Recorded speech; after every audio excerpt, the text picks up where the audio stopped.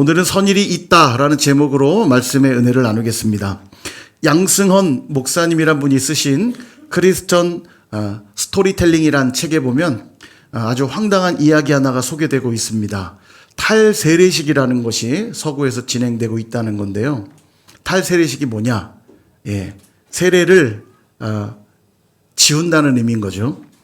그래서 탈세례식을 거행하는 거예요. 세례 받을 때처럼 많은 증인들을 모아놓고 그동안 내가 배웠고 내가 믿었던 교리들을 부정하는 의식을 합니다. 나 이제 믿지 않겠다. 받아들이지 않는다. 부정을 하고, 그리고 나면 이 의식을 주도하는 지도자가 아주 큰 헤어 드라이어를 가져와 가지고 머리를 말리는 거예요. 이렇게.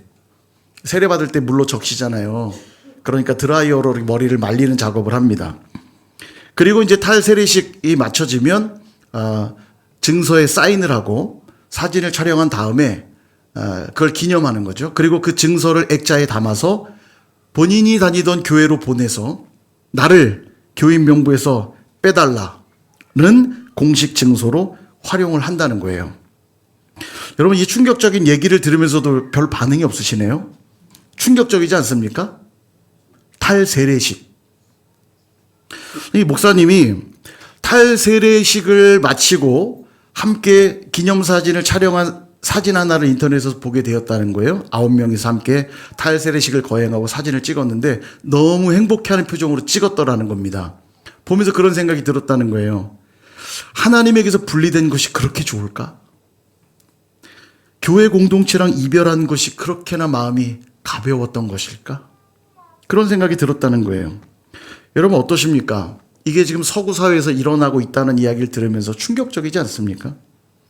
근데 여러분, 이 상황이 한국 교회 안에서 일어나고 있다고 상상한다면 정말 천국에서조차도 눈물을 흘릴 만한 그런 충격적인 이야기 아닙니까?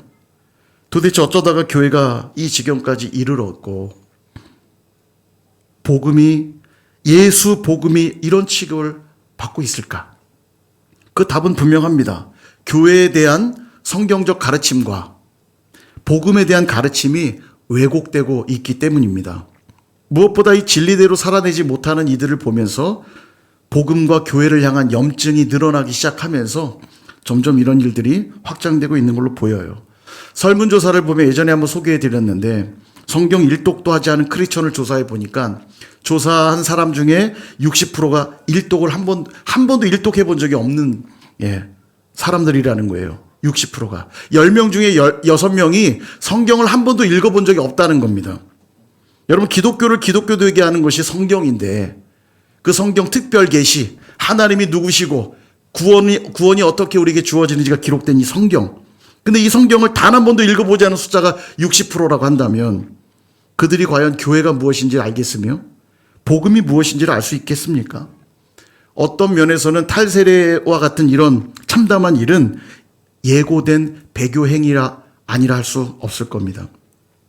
이제 2025년을 떠나보내고 2026년을 시작하고 있는 지금 우리는 중요한 기로에 있습니다. 어느덧 선일교회가 40주년을 보냈어요.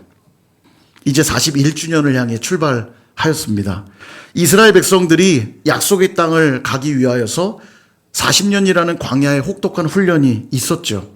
그리고 그 40년의 훈련 끝에 가나안 땅을 선물로 받고 들어가게 됩니다. 저는 우리 선일교회가 지난 보내온 40년이 광야에서 보냈던 이 40년과 같다는 생각이 들어요. 그리고 이제는 우리는 영적으로는 가나안 시대를 열어야 합니다. 하나님이 우리를 더 이전보다 더 하나님 백성다운 모습들로 우리를 빚어가실 시간들을 기대하면서 가나안 시대를 열어야 돼요. 그런 점에서 2026년은 너무너무 중요한 한 해가 될 것이라 믿습니다. 간절히 바라기는 저와 여러분 모두가 새로운 소망을 품고 새로운 결단으로 새 시대를 열어갈 수 있기를 주님의 이름으로 축원합니다. 오늘 말씀은 예수님의 산상수훈입니다. 복음의 핵심을 담고 있는 말씀인데 그 중에서도 우리가 읽은 이 본문은 우리가 어떤 정체성을 가지고 살아야 되는가를 가르쳐주고 계십니다. 우리 14절 같이 한번 읽어보겠습니다. 시작. 너희는 세상의 빛이라. 산 위에 있는 동네가 숨겨지지 못할 것이요. 아멘. 너희는 세상의 빛이다. 그렇게 말씀하십니다. 여러분, 빛의 역할이 무엇입니까? 제가 성탄절날 이미 소개해 드렸는데 빛의 역할은 크게 두 가지로 말할 수 있어요. 첫 번째는 어둠을 밝히는 것입니다. 어둠을 밝히는 것. 두 번째는 뭐냐? 사물을 보게 하는 것입니다. 세상을 보게 하는 거죠. 여러분 말씀드렸지만 우리가 사물을 보는 건 빛이 그 사물에 비춰져서 반사된 빛이 내 눈에 들어와야 우리 안에 있는 원추세포가 그걸 전기적 신호로 바꿔서 뇌로 전달하는 거예요. 저거는 무슨 물건이고 저것은 무슨 색깔이고 그걸 보게 하는 겁니다. 그래서 빛이 없으면 우리는 사물을 볼 수 없어요. 빛이 너무 중요한 겁니다. 자, 두 가지 뭐라고요? 어둠을 밝히는 것, 사물을 보게 하는 것. 이게 빛의 역할이라 할 수 있어요. 예수님은 태초부터 계셨던 말씀으로서 그 말씀이 육신이 되어 우리 가운데 거하셨다 하셨습니다. 예수님이 성육신하신 사건이 바로 성탄절이에요. 예수님이 이 땅에 오셨죠. 그리고 요한복음은 그 예수님을 뭐라고 묘사하냐면 그분이 빛으로 오셨다 이렇게 기록하고 있습니다. 그러니까 빛이신 예수님을 통하기만 하면 우리 안에 있는 모든 어두움들은 물러가고 하나님이 전에는 누군지 전혀 몰랐는데 예수님이라는 빛이 조명해 주시면 하나님이 누군지를 알게 되는 거예요. 그게 바로 예수님이 빛으로 오셨다는 의미입니다. 문제는 뭐냐? 백성들이 그를 알지 못하였다는 거예요. 분명 빛이 비추어졌는데도 여전히 나는 어둠이고 빛을 비추고 있는데도 여전히 그게 무엇인지 보지 못하고 있다면 이유가 뭐라고 그랬죠? 예, 눈을 감고 있으면 아무리 빛을 비춰도 볼 수 없어요. 여러분 눈을 감고 있으면 아무리 빛을 비춰도 어둠입니다. 해볼까요? 눈 한번 감아보세요. 예, 눈 떠보세요. 예, 컴컴하죠? 이렇게 빛이 많이 밝히고 있어도 눈을 감는 순간 흑암이 오는 거예요. 예수님이 빛으로 오셨음에도 백성들은 예수님을 받아들이지 않았대요. 그래서 요한복음 1장 12절은 말씀하는 거 아닙니까? 영접하는 자, 곧 그 이름을 믿는 자들에게는 하나님의 자녀가 되는 권세를 주셨으니 아멘. 마음을 열어 그분을 받아들이는 순간 빛이신 그분으로 인해 우리 안에 있는 어두움의 세력들은 떠나가고 하나님을 몰랐던 내가 하나님을 보게 되고 알게 되는 것이에요. 오늘 예배를 통해서 예수님을 영접하게 되는 놀라운 기적이 여러분들 가운데 일어날 수 있기를 주님의 이름으로 축복합니다. 자, 그런데요, 오늘 본문에 보니까 너희는 세상의 빛이라 했어요. 아니, 예수님이 빛이라면서 너희가 또 빛이라는 건 무슨 뜻인가? 여러분, 우리는 사실 빛이 아닙니다. 우리는 빛을 만들어낼 수도 없고 우리는 빛이 아니에요. 예수님만이 빛이시죠. 우리는 뭐냐면 그 빛 대신 그분을 나타내는 반사경 같은 존재입니다. 반사경. 빛을 반사하는 거울 같은 거요. 그럼에도 불구하고 빛은 반사경을 통해 어디론가 번져간다면 반사경에 의해 비춰지는 빛도 빛이라 말할 수 있겠죠. 우리가 그런 존재라는 겁니다. 그러므로 15절 사람이 등불을 켜서 말 아래에 두지 아니하고 등경 위에 두나니 이러므로 집안 모든 사람에게 빛이 느니라. 아멘. 빛은 어둠을 밝히고 사물을 보게 한다 했죠. 그러므로 절대로 빛은 말, 돛박 같은 거 말하는 겁니다. 바가지 같은 거. 바가지 속에다가 넣어놓지 않고 빛은 비추게 하는 게 목적이 있기 때문에 등경, 빛을 비칠 수 있는 받침대 같은 거 높은 곳에 빛을 두어서 많은 사람들에게 비출 수 있도록 해야 된다는 거예요. 다시 설명드리면 우리는 예수님이라는 빛을 드러내는 반사경으로서 예수님을 드러나도록 하는 자들이라는 겁니다. 정말 그래요, 여러분. 세상 사람들이 성경을 볼까요? 안 보겠죠? 아니, 교회 다녀도 안 보는데 교회도 안 다니는 사람이 성경을 보겠어요? 그죠? 맞아요는 안 읽으셨다는 뜻입니까? 예. 세상 사람들이 볼 리가 없죠. 뭐 가끔 교양서적으로 보시는 분들이 있긴 해요. 뭐 스님들도 성경을 보고요. 저번에 뭐 누구죠? 이름이 유명한 분인데 성경을 잘잘잘잘 얘기하더라고요. 강론을 막 하더라고요. 예. 뭐 교양서적으로 보는 분이 있긴 하지만 믿음 때문에 읽는 이들은 없을 겁니다. 그런데 분명 성경을 통해서만 우리는 하나님을 알 수 있는데 세상 사람들은 성경을 보지 않는데 어떻게 하나님을 알 수 있을까요? 영원히 못 만날까요, 그럼? 아니죠. 반사경의 도움을 얻는 겁니다.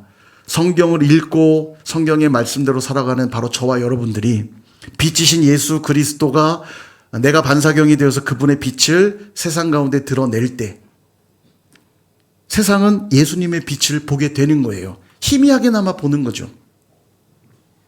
그래서 우리가 얼마나 중요한 존재인지 몰라요.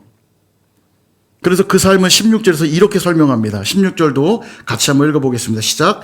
이같이 너희 빛이 사람 앞에 비치게 하여 그들로 하늘에 계신 너희 아버지께 영광을 돌리게 하라. 아멘. 착한 행실이 뭘까요, 그럼?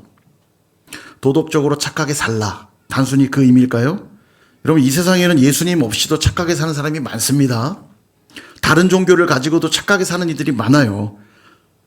단순히 착하게 살란 그런 뜻이 아닙니다. 여기서 말하는 착한 행실이라는 뜻은 뭘까? 여기 착하다라는 단어는 칼로스라는 헬라어입니다. 칼로스. 그럼 마태복음 안에서 칼로스라는 이 단어가 어떤 용도로 쓰였는지를 보면 의미를 해석할 수 있겠죠. 제가 두 개를 소개할게요. 마태복음 12장 33절. 나무도 좋고 열매도 좋다 하든지 나무도 좋지 않고 열매도 좋지 않다 하든지 하라. 그 열매로 나무를 아느니라. 아멘. 자, 나무도 좋고 요게 칼로스란 단어예요. 열매도 좋다. 요게 칼로스입니다. 밑에도 역시 좋지 않고 이것도 다 칼로스예요. 그러니까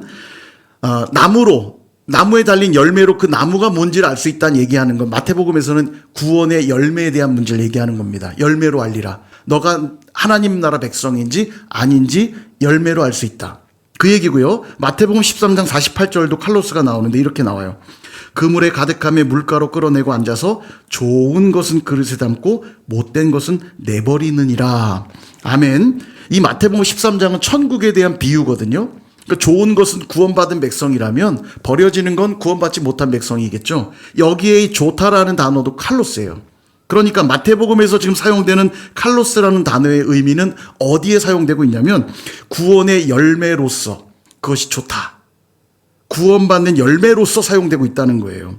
정리를 해보면 예수님이 강조하고 있는 착한 행실이란 진리이신 예수님을 믿는 예수님을 믿는 일을 말하고 예수님을 믿음으로 그 이름으로 살아가는 행위들을 말하는 겁니다. 구원과 관계된 행위를 말하는 거예요. 그냥 단순히 착한 것 이상의 의미인 거죠. 그래서 여러분, 우리가 하는 행위 중에 가장 좋은 일, 선한 일은 뭘까요? 진리이신 예수님을 믿는 일이에요. 예수님을 믿는 일이 우리가 하는 행위 중 가장 선한 일이고 가장 옳은 일이고 가장 복된 일인 겁니다.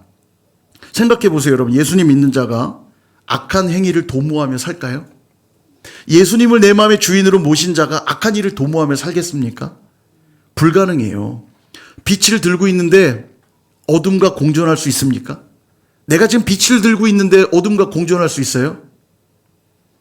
공존할 수 있는 것처럼 가만히 계시면 어떡해요? 빛을 들고 있는 이상 어둠은 존재할 수가 없어요. 제가 늘 말씀드리죠. 빛과 어둠은 동일한 개념이 아닙니다. 빛과 어둠은 빛의 부재예요. 빛이 없기 때문에 생기는 거지 어둠과 빛은 절대 공존할 수 없어요. 빛과 빛의 부재만 있는 겁니다. 그러니까 빛이 있는 이상은 어둠이 있을 수 없어요. 그러니까 예수님을 제대로 믿고 있는다면 그 삶은 반드시 선한 행실로 나타날 수밖에 없다고 성경이 말하고 있는 겁니다. 그리고 그렇게 예수의 이름으로 살아가는 자들을 통해 누가 영광을 받으신대요? 하늘에 계신 아버지께서 영광을 받으신다, 그렇게 말씀하고 있습니다. 그러니까 여러분, 내가 하나님 영광 위에 살겠어요, 하나님 영광 위에 살겠습니다라고 고백하는 건 다른 게 아닙니다. 돈 많이 벌어서 영광 돌릴게요, 높은 사람, 유명한 사람 돼서 영광 돌릴게요. 주님은 그런 영광 요구하신 적이 없어요. 주님이 원하시는 영광은 뭐냐? 진정으로 그분의 영광 위에 사는 삶은 바로 너희들의 삶의 현장에서, 가정에서, 일터에서, 학교에서, 교회에서 예수님을 잘 믿는 일이고 그분의 이름을 드러내며 살 때 하나님은 그것을 보시고 영광을 받으신다는 거예요. 돈을 많이 벌어서만 영광 받는다면 가난한 이들은 영원히 영광 못 돌리게요? 높은 자리에 올라가야지만 영광을 돌리는 일이라면 무지랭이처럼 살면 영광 못 돌리게요? 그런 건 본질이 아니에요. 높은 자리에 올라가도 주의 뜻대로 살지 않으면 영광은 가려지는 것이고 무지랭이처럼 살아도 그분의 이름을 드러내며 살면 하나님 영광 받으시는 겁니다. 우리에게서 흘러나오는 예수의 빛이 세상에 흘러가거든요. 가정으로 흘러가고 일터로 흘러가고 우리 학교로 흘러가고 교회 공동체 가운데 흘러가는 거예요.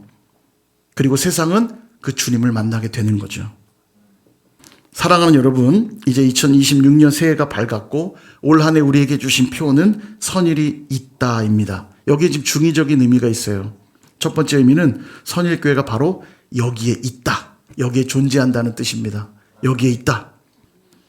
여기에 있기에 이제 선일교회는 하나님과 세상을 이어주는 교회다라는 중의적 의미를 담고 있어요. 이게 왜 중요할까? 이게 바로 교회의 본질이기 때문입니다. 빛으로 부름받은 저와 여러분은, 빛으로 부름받은 우리 선일교회는 하나님이 말 아래에 두지 않으셨고 등경 위에 두어서 세상 가운데 비추기를 원하시거든요. 그래서 그들 가운데 있는 어둠을 몰아내고 하나님을 모르는 그들에게 하나님이 누구신지를 알게 하기를 원하신다는 거예요. 그러므로 선일교회 주신 이 거룩한 사명을 올 한해 부여잡고 살아가실 수 있기를 주님의 이름으로 축복합니다. 그러기 위해서 해야 될 게 있어요. 우리 한 사람 한 사람이 바르게 서 있어야 됩니다. 그래야만 있는 사역을 할 수 있어요. 여러분, 내가 휘청휘청하는데 누군가를 도와줄 수 있습니까? 내가 바르게 서야만 누군가를 이어주는 사역이 가능한 거예요. 비행기를 타면 출발 전에 승무원들이 복도에 이렇게 서서 안내방송과 함께 막 이렇게 뭐 보여주잖아요. 그죠? 그때 하나 나오는 안내가 뭐냐면 비상시에 산소 마스크가 내려오면 산소 마스크를 먼저 내가 쓰고 옆 사람을 씌워주라고 안내를 해줍니다. 비행기를 안 타보셔서 잘 모르시는 것 같은데, 그렇게 나와요. 여러분, 아무리 급해도 내 옆에 소중한 자녀가 있어요. 너무너무 위기 상황이라 빨리 도와줘야 될 것 같아도 내가 먼저 쓰지 않으면 나도 위험해질 뿐만 아니라 내 옆 사람도 제대로 도와줄 수가 없어요. 영적으로 원리가 동일해요. 내가 먼저 바로 서 있지 못해서 나만 죽으면 누가 뭐라 하겠습니까? 지가 못해서 죽은 걸. 문제는 뭐냐면 내가 바로 서지 못함으로써 내 옆 사람도 죽게 된다면 그 책임을 어찌하시렵니까? 누가 책임지시겠어요? 제가 올 초에 탈장 수술을 받게 될 때 벌써 몇 년 된 것 같아요. 근데 제가 가만 생각하니까 1년도 안 됐더라고요. 탈장 수술을 받게 될 때 그런 기도가 나오더라고요. 하나님, 이 수술 잘 받고 회복될 수 있도록 도와주십시오. 이유가 필요하잖아요. 아직도 제 도움이 필요한 어린 자녀들이 제게 있고 부족하지만 제가 섬겨야 될 성도들이 있습니다. 하나님, 회복시켜 주세요. 이러면서 지금 그 이후로 나름 요즘에 건강관리하느라 무지 애씁니다. 내가 바로 서야 내 자녀들을 돌보고 우리 선일교회 성도들을 돌볼 수 있잖아요. 그래서 내 자신이 바로 서는 건 우리에겐 거룩한 사명입니다. 너무 중요해요. 우리 교회가 바로 서는 건 놀라운 선교적 사명입니다. 너무 중요합니다. 이건 선택의 문제가 아니라 필수예요. 그럼 바로 선다는 건 무슨 뜻이냐? 성숙해진다는 걸 의미합니다. 성숙해짐. 왜냐하면 성숙한 사람이 미숙한 사람을 돕는 것이고 건강한 사람이 건강하지 못한 사람을 돕는 거죠. 그럼 성숙해진다는 건 뭘까? 어릴 적은 제약이 많습니다. 부모님들이 맨날 그러죠. 하지 마라, 가지 마라, 먹지 마라. 하지 말라는 게 왜 그렇게 많은지요. 자유가 너무 많이 제약되어서 힘들어하니까 어린아이들에게 물어보면 빨리 어른이 되고 싶어요. 우리 수연이가 맨날 물어봐요. 아빠, 난 언제 대학생이 되냐?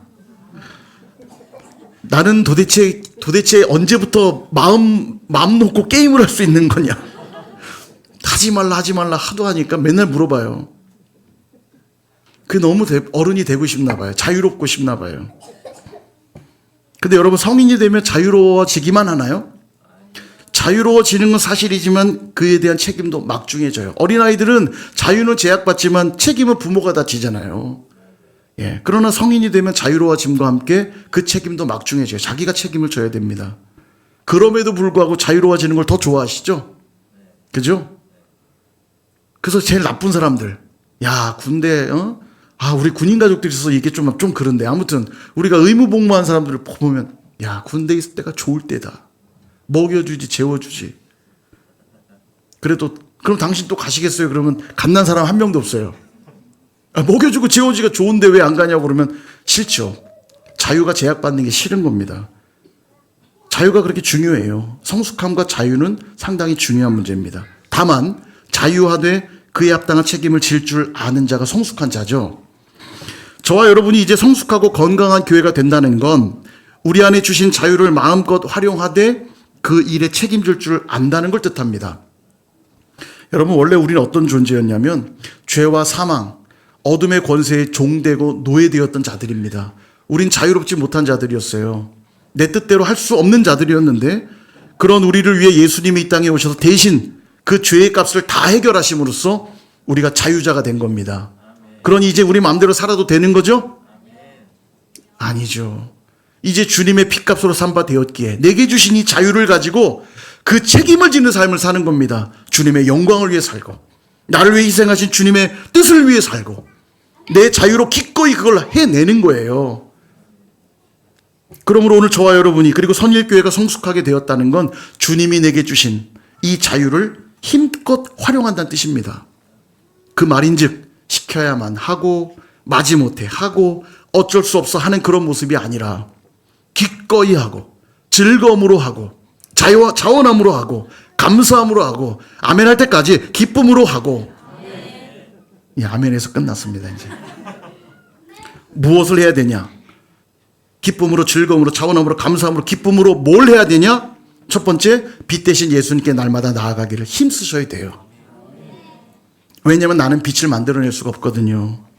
그래서 주님을 알아가는 일에 여러분 힘쓰셔야 돼요. 그거 하라고 우리에게 자유를 주신 거거든요. 그러니 신앙생활이 어쩔 수 없어서 하고 매맞아서 하고 마지못해서 하는 그런 신앙이 되어서는 안 됩니다. 내게 주신 그 자유함으로 기꺼이 하고 자원함으로 하고 즐거움으로 하고 그렇게 날마다 주님께 나아갈 수 있기를 바랍니다. 두 번째는 뭐냐? 나를 통해 주님이 드러날 수만 있다면 그 일이 무엇이 되었든지 기꺼이 하고 즐거움으로 하고 자원함으로 하고 감사함으로 하고 기쁨으로 하셔야 돼요. 그럴 때 나를 통해 예수님의 빛이 드러나게 되고 하나님께는 영광이 되는 것입니다. 최근 강조되고 있는 이 선교적 교회라는 말 여러분 한두 번 들어보셨을 텐데 이 선교적 교회 이것이야말로 교회의 본질을 잘 나타내주는 표현이 아닐까 싶습니다. 이전 선교의 개념은 어떤 것이었냐면 특별한 소명을 받은 사람이 특별한 훈련을 받아서 특별한 곳에 가서 하는 것, 복음을 전하는 것 이렇게 선교를 생각했어요. 근데 실은 선교는 특별한 사람만 하는 일이 아닙니다. 주님이 승천하실 때 대위임령 모든 성도들에게 주신 명령이 있었어요. 그건 뭐냐? 너희는 땅끝까지 가서 모든 민족에게 세례를 베풀고 제자를 삼아라. 그렇게 말씀하셨어요. 그러니까 모든 그리스도인들, 특별히 교회를 향해 주신 명령이었다라는 점에서 모든 교회는 반드시 선교적이어야 됩니다. 몇몇 사람들에게 준 명령이 아니에요. 이 땅에 있는 교회된 저와 여러분, 교회 공동체에 주신 사명이 바로 선교적 사명이에요. 그게 바로 빛으로 부르셨다는 뜻입니다. 너희는 세상의 빛이라. 바로 그 개념이에요. 그러므로 언제 어디서 누구와 무슨 일을 하든 우리의 행위는 반드시 선교적이어야만 합니다. 이 교회됨의 본질을 회복하지 않으면 앞서 처음에 소개해드린 대로 탈세례식 같은 이런 말도 안 되는 배교 행위들이 일어날 수밖에 없는 거예요. 여러분 요즘 교회 공동체가 그렇게 변질되어 가고 있어요. 자기들끼리 즐기고 누리는 커뮤니티가 돼가기 시작했습니다. 교회에 좋은 복지시설을 만들어서 자기들이 누리는 것에서 그치고 있어요. 재정이 부족하다면 선교를 다 끊고 어떻게 하면 우리가 더 편안하게 신앙생활할까? 어떻게 하면 더 배부르게 신앙생활할 수 있을까만 고민한단 말이에요. 여러분 그게 교회일 수 있을까요? 교회는 선교적이어야 됩니다. 교회가 이 땅에 세워진 이유는 땅끝까지 세례를 베풀고 제자 삼는 사역하라고 교회를 이 땅에 세우신 거예요. 이 본질을 놓치는 순간 수많은 성도들이 수많은 사람들이 복음을 떠나고 교회를 떠나고 이 믿음의 길에서 이탈할 수밖에 없는 거예요. 말씀을 정리합니다. 맥스 루케이도 유명한 분이죠. 이분이 이런 말을 했어요. 자, 제가 글을 담아놨는데 한번 따라와 보십시오. 교통체증 때문에 곤란을 겪는 독수리가 있는가? 그 위로 날아오를 뿐이다. 폭풍 후에 동요하는 고래가 있는가? 그 밑으로 잠수에 들어갈 뿐이다. 하나님은 훨씬 더 높이 날아오르며 훨씬 더 깊이 잠수에 들어가며 훨씬 더 쉽게 세상 문제들을 넘어설 수 있으시다. 인간에게 불가능한 일이 하나님께는 가능하다. 예, 정말 아멘 아닙니까? 아멘이 절로 나오지 않나요? 하나님께서 여기에 존재하고 있는 이 선일교회를 통해서 서로를 잊고 영혼들을 잊고 세상을 이으셨다는 이 하나님의 뜻 앞에 우리가 자꾸 계산하고 따져 물을 필요가 없어요. 교통체증에 놓인 사람이 어찌 그 위를 나는 독수리의 시각을 읽겠으며 폭풍으로 혼란을 겪는 이가 그 밑에 잠수에 들어가는 고래의 감격을 알 수 있겠습니까? 근데도 우리는 끊임없이 계산해요. 돈이 없는데 어떡하란 말입니까? 힘이 없는데 어떡하란 말입니까? 그래서 때로는 우리가 가는 길이 광야처럼 보일 때가 있어요. 아무것도 없는 것 같고 너무너무 답답해 보이는 상황에 놓일 수 있습니다. 그때는 모세를 통해 주신 하나님의 지혜를 배울 필요가 있어요. 이스라엘 백성들이 뭐라고 한 줄 아세요? 아니 매장지가 없어서 우리를 광야로 이끌어내어 죽게 만드는 겁니까? 모세랑 아론에게 막 항의했어요. 아니 우리를 죽을 데 없어서 이런 광야로 끌고 나와 죽게 만드는 겁니까? 그때 모세가 이렇게 답하죠. 출애굽기 14장 13절. 모세가 백성에게 이르되 너희는 두려워하지 말고 가만히 서서 여호와께서 오늘 너희를 위하여 행하시는 구원을 보라. 너희가 오늘 본 애굽 사람을 영원히 다시 보지 아니하리라. 아멘. 그렇습니다. 여러분, 광야밖에 보이지 않는 우리가 무엇을 판단할 수 있겠고 애굽 군대와 홍해밖에 보이지 않는 우리가 무엇을 결정할 수 있겠습니까? 더 높이 날고 더 깊이 잠수하시는 하나님의 지혜와 인도하심을 받을 때 이 광야는 죽는 공간이 아니라 하나님의 놀라운 일하심을 보는 공간으로 바뀌게 될 줄로 믿습니다. 이제 선일교회가 여기 있습니다. 우리는 이제 누군가의 돌봄이 필요한 미숙한 교회가 되어서는 안 돼요. 이제 많은 사람들을 살리는 성숙한 교회가 될 수 있기를 소망합니다. 그래서 그 성숙함을 가지고 서로를 잊고 영혼들을 잊고 세상을 잊는 교회가 되어야만 합니다. 그것이 여기에 우리가 있는 이유예요. 2026년 새로운 관점으로 이제 교회를 세워가려 합니다. 그 중심에는 제가 오늘 두 가지만 말씀드리고 마칠게요. 첫 번째, 목장이 있습니다. 우리는 다 주님의 양떼들이잖아요. 주님은 당신의 그 목장 안에 많은 양떼들을 모아두기를 원하십니다. 그리고 그들에게 푸른 초장과 쉴만한 물가를 베풀어 주고 싶어 하세요. 우리가 바로 그런 목장을 이제 만들어 가야 됩니다. 오늘 이제 목장이 발표가 될 텐데요. 발표가 됐어요. 뒤에 있다 나가시면서 목장을 확인하시길 바라고요. 예, 서로 얼굴도 오늘 확인하시고. 그래서 여러분, 매달 첫째 주에는 빕스데이라는 걸 할 예정입니다. 빕스, VIP. VIP는 누굴 가리키냐면 전도 대상자들, 장기 결석자들을 의미한다 보시면 돼요. VIP. 귀한 존재잖아요. 주님의 구원이 필요한 귀한 영혼들이잖아요. 우리 VIP들을 만나는 빕스데이를 매달 첫째 주에 할 겁니다. 이때 장기 결석자들 또 전도 대상자들을 목장 안으로 초대해서 그들과 함께 교제하며 관계를 형성하는 시간들을 가질 거예요. 그래서 우리 목장은 어떤 공간이 될 거냐? 목장은 영혼 구원하여 제자 삼는 공간이 될 겁니다. 그들을 교회 공동체 안으로 들어올 수 있는 통로로 여러분 만드실 수 있어야 돼요. 거기에 앉아서 세상 노닥거리 하면서 세상 얘기나 하는 그런 저급한 모임으로 만드시면 안 돼요. 목장은 하나님의 생명이 흘러 넘치는 하나님의 목장이 되게 만드셔야 됩니다. 그곳에서 말씀을 나누고 함께 기도하고 생명을 나누고 삶을 나누고.